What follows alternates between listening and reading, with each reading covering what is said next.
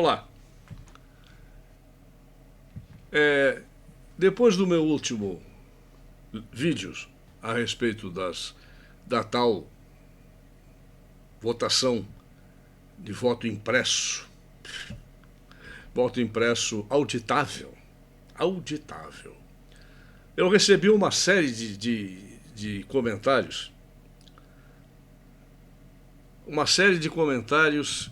que eu chamaria de esdrúxulos, tentando me fazer ver que eu estava enganado. Não é uma imagem que vai ser vista na telinha aquela, é o próprio papel. É o próprio papel que já foi impresso e você então autoriza que o voto vai cair na urna. Bom, eu vou ler aqui o único e o principal dos comentários que eu recebi de alguém que se identifica como eu mesmo. Então, seu eu mesmo, ou seu você mesmo, você está com a palavra. Ele disse o seguinte: o fetichismo pelo digital supera qualquer suspeita em tudo. O digital tornou-se uma virtude em si mesma. Olha, essa é uma frase que eu até, ao responder ao comentário, eu disse para ele: olha, eu vou guardar essa frase e vou usar. E é por isso que eu estou usando já na primeira oportunidade. Porque é exatamente isso que está acontecendo. As pessoas, vocês que acreditam nisso, que já sei que já vão me mandar, por favor, não me digam de novo que aquilo ali é o papel, porque o papel é isso aqui, ó.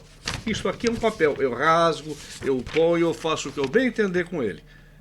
Agora, uma imagem numa caixinha dizem de acrílico que vai aparecer ali pode ser qualquer outra coisa. Quem é que diz que aquilo é papel? Se eu não puder segurar na minha mão e dizer assim: eu estou com o meu voto aqui e eu vou depositá-lo na urna. Não, é tudo automático. O digital tornou-se em si mesmo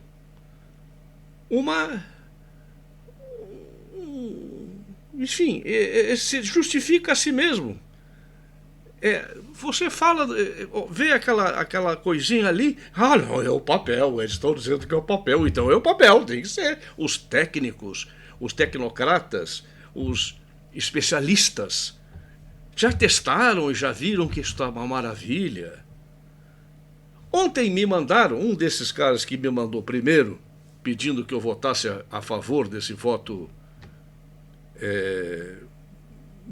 auditável, e eu disse que não votaria, nem a favor, nem contra. Também não sou contra, porque isso para mim não vale nada. Me mandou um filmezinho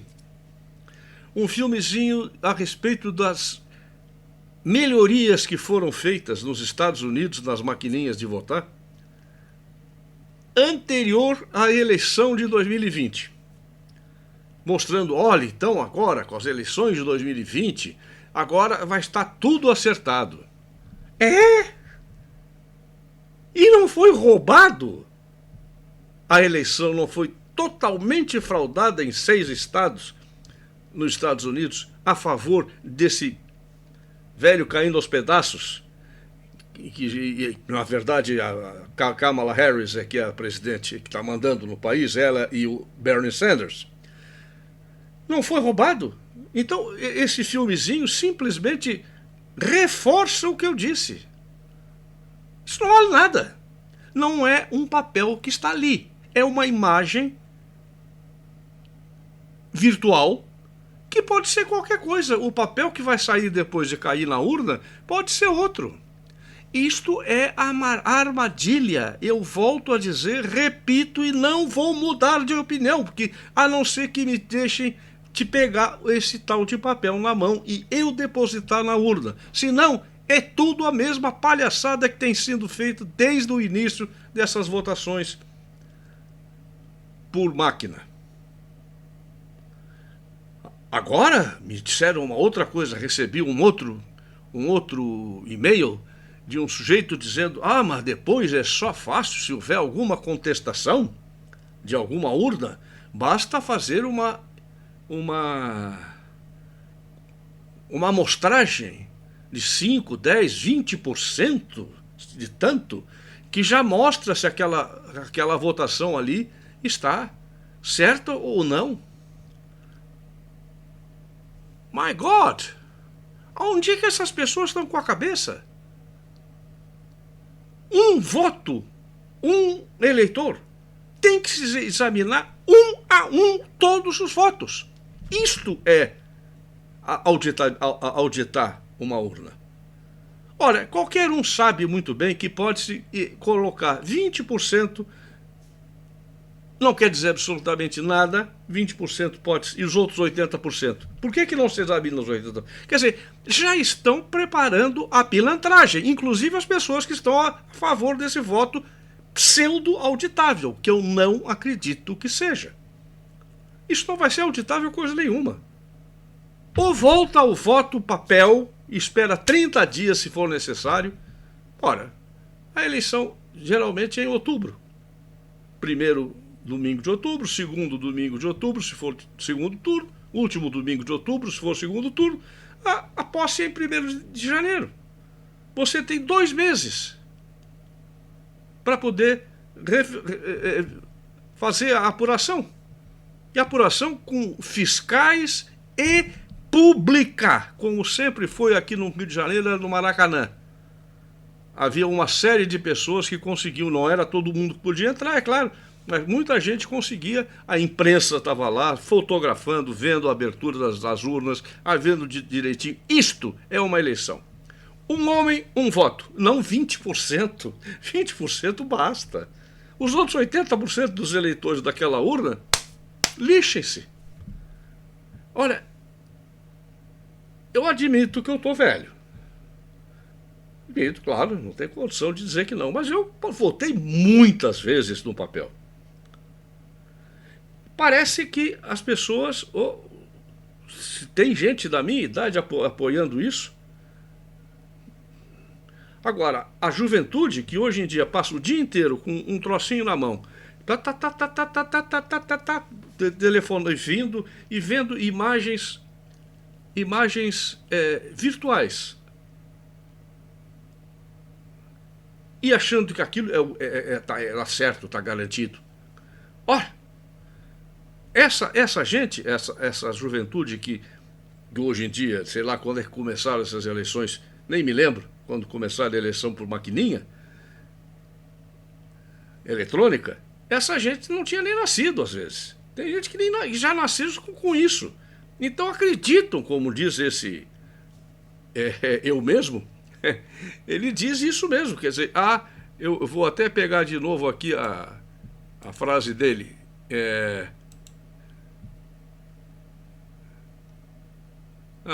perdi. O eletrônico tornou-se em si mesmo, ele se justifica a si mesmo. Se eu disser assim, está chovendo lá fora, eu vou ter que ir lá e ver se está chovendo lá fora. Alguém vai ter que ver se está chovendo. Mas se você receber num mecanismo eletrônico, está chovendo lá fora. É isso. Cadê a noção de democracia? A noção de democracia, cada homem um voto. Aonde está isso? Acabou. Acabou. A democracia está sendo atacada de todos os lados. No mundo inteiro, não só aqui. E uma das maneiras aqui de acabar com isso, com a democracia, e aqui e nos Estados Unidos, é exatamente o uso dessa votação eletrônica. Como foi em 2020 nos Estados Unidos e como será em 2022 no Brasil. Só se a coisa for tão violenta, alguém sugeriu aqui, não, vamos votar e em massa sair do voto dizendo que votei em Bolsonaro, votei em Bolsonaro. Todo mundo. Até sair para a rua para todo mundo dizer que votou e vai aquela massa, como estão acontecendo em todos os fins de semana de apoio ao presidente. dizendo que votaram. Se não, vão votar quem bem entender lá. E pior do que agora. É pior do que agora. Porque agora a gente pode desconfiar. Depois não vai poder desconfiar porque o voto foi auditado. Se tiver alguma desconfiança, você diz assim, olha, eu estou desconfiando dessa urna. Ah, então diz, olha, fazer uma amostragem de 5% a 10%, no máximo 20%, para que mais? Finalmente a estatística é que manda no mundo. Tudo tecnocracia. Tudo tecnocrático. A imagem virtual, é a burocracia total de todo mundo, porque há pressa em saber de resultados. Imediatamente temos que saber resultado, temos que saber resultado, tem que ser rápido. O Brasil, às 5 ou 6 horas da tarde acaba a votação, às 8 horas da noite já se tem toda a apuração feita. Que maravilha! Eu prefiro esperar 30 dias, 40 dias se for necessário, mas saber quem ganhou mesmo. Portanto, não me venham mais com essas besteiras de que aquele é o voto mesmo, aquele é o papelzinho que está ali, você está olhando por um visorzinho e está dizendo aquele é o papel que já foi impresso pelo meu voto. Eu não acredito. Principalmente que nós estamos numa temporada de caça a Bolsonaro, de qualquer lado que você veja.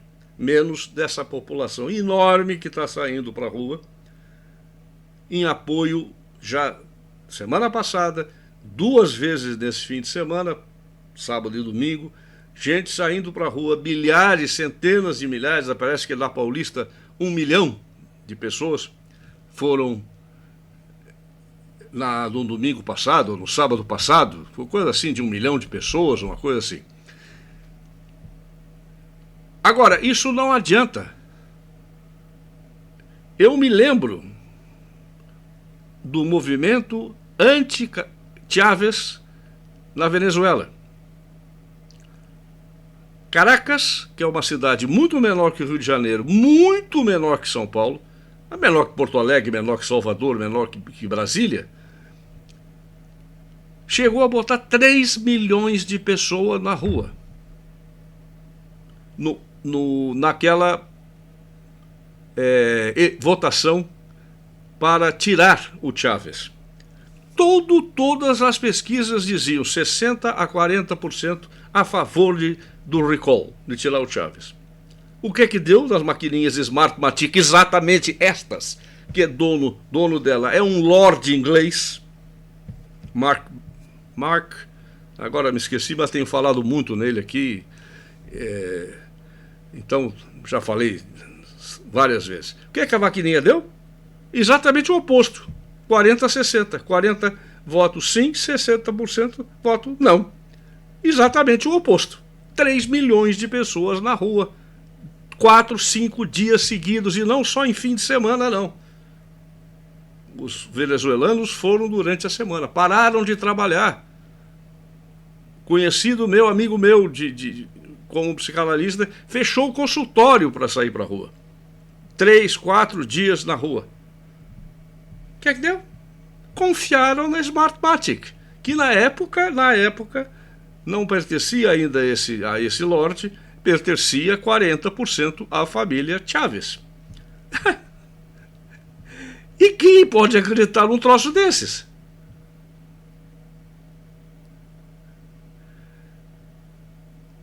Como eu falei, a temporada de caça a Bolsonaro está grande.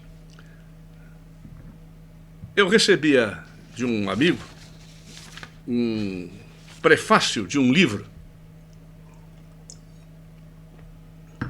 chamado O Itamaraty Sequestrado, de Paulo Roberto de Almeida. Não sei quem é esse cara. É diplomata. Metendo pau no bolsolavismo no Itamaraty. Dizendo que foi uma gestão esquizofrênica a gestão de Ernesto Araújo. deve ser um daqueles que estava acostumado a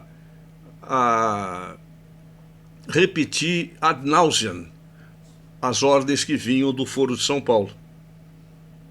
Como todos, aliás, desde Ernesto Geisel, que a política externa brasileira tornou-se um vale-acolto de comunistas de esquerda de todos os tipos. Quando o Bolsonaro venceu a eleição, antes de tomar posse, eu já fiz um programa na Rádio Vox dizendo a ele, olha, essa área que eu gosto dessa área de política externa. Eu disse, primeira coisa que tem que fazer no Itamaraty é chamar de volta todos os embaixadores e primeiros secretários e cônsules do mundo inteiro, tirá-los e aos poucos ir nomeando pessoas de sua inteira e total confiança. Claro que o Bolsonaro não me ouviu. Quem sou eu para ser ouvido pelo senhor presidente? Não me ouviu. Não. E o que é que fez? Trocou o ministro. Ora, o Ernesto Araújo tentou dar uma virada nessa política externa cretina, de esquerda, que defende, que está sempre ao lado do que existe de pior no mundo. Cuba, Venezuela, Bolívia, tudo isso que foi gente posta lá dentro por Lula, por Fernando Henrique Cardoso, por Sarney e Dilma. Todos, além da corrupção enorme, também corromperam a próprios princípios básicos de um país sério. Coisa que o Araújo tentou fazer. Eu fui um dos que mais critiquei no início, porque aquele discurso de posse dele me pareceu palhaçada. Falando grego, sânscrito, sei lá mais o que, latim e não sei o que, eu achei uma palhaçada. Mas depois, aos poucos, eu fui vendo a ação dele lá dentro. Pouco me importa se é bolsolavista ou o que seja, eu não tenho nada contra. Pelo contrário, Bolsonaro eu sou a favor. Votei e pretendo votar novamente. É o primeiro presidente que eu vejo limpando a casa. Que em 2 anos e meio não teve nenhuma acusação de corrupção. Tentaram através dos filhos, não sei o que, mas filho não é presidente. Presidente é o presidente. Ninguém conseguiu, nem dele, nem de nenhum ministro dele, comprovar qualquer deslize, qualquer corrupção. E não só isto, mas que também acabou com a corrupção que havia. Nas obras, por exemplo. Obras de 40 anos paradas, andava 1 quilômetro uma estrada, cobravam-se 100 quilômetros, 90 quilômetros iam para 99 quilômetros, o valor desse dinheiro era dividido entre senadores, juízes, presidente da República, e parte dele ia para Cuba e Venezuela. Tarcísio pegou essas estradas e concluiu. Em menos de 1 ano tinha concluído várias. Em 2 anos e meio já concluiu inúmeras obras dessas de 40 anos passados, etc. Bem, um outro foco de antibolsonarismo é obviamente essa comissão parlamentar de inquérito a respeito da Covid. Eu sei que esse assunto não posso falar tudo que eu quero, mas eu pretendo colocar esse vídeo no YouTube e não no BitChute. Mas essa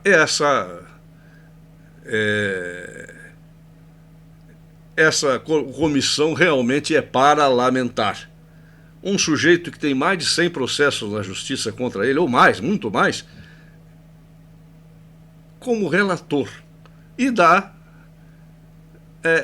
ordem de prisão, voz de prisão a um secretário, ex-secretário, parece que de comunicação do Ministério da Saúde, Weingarten, sujeito que contra quem não existe nada, a não ser a ideia que ele estava mentindo. Sabe por quê? Porque ele não disse o que eles queriam ouvir. Felizmente, o presidente da Anvisa, que não é nomeado pelo governo, não tem nada a ver com isso, é um órgão, foi lá e disse claramente a respeito do mentiroso do ex-chefão da Pfizer, que tentou empurrar aquela vacina aqui, a dele, de qualquer jeito, antes de ter autorização e avaliação completa pela Anvisa. E o chefe da Anvisa, não sei se é presidente, o que é, disse claramente isso. O presidente da República tinha toda a razão. Não podia, sem a nossa anuência, sem o resultado da nossa avaliação, que tem que ser uma avaliação muito bem feita. Não pode chegar qualquer sujeito aqui como se fosse um mascate daquela velha época, maletinha na mão, disse: olha, estou vendendo aqui um remédio para você. Ah, tá, vamos comprar. Não. Tem que ser avaliado. Muito bem avaliado. Tanto que logo que depois que foi avaliado, foi comprado. Foi avalizado, foi. Ora, eles não estão conseguindo fazer o que eles querem. Eles querem pegar o Bolsonaro de qualquer maneira. Genocida. Esse assunto eu não posso falar tudo que eu quero aqui, mas deixa para lá. Em outros lugares eu falarei. Por hoje é só isso. Agradeço a audiência e a paciência, como sempre.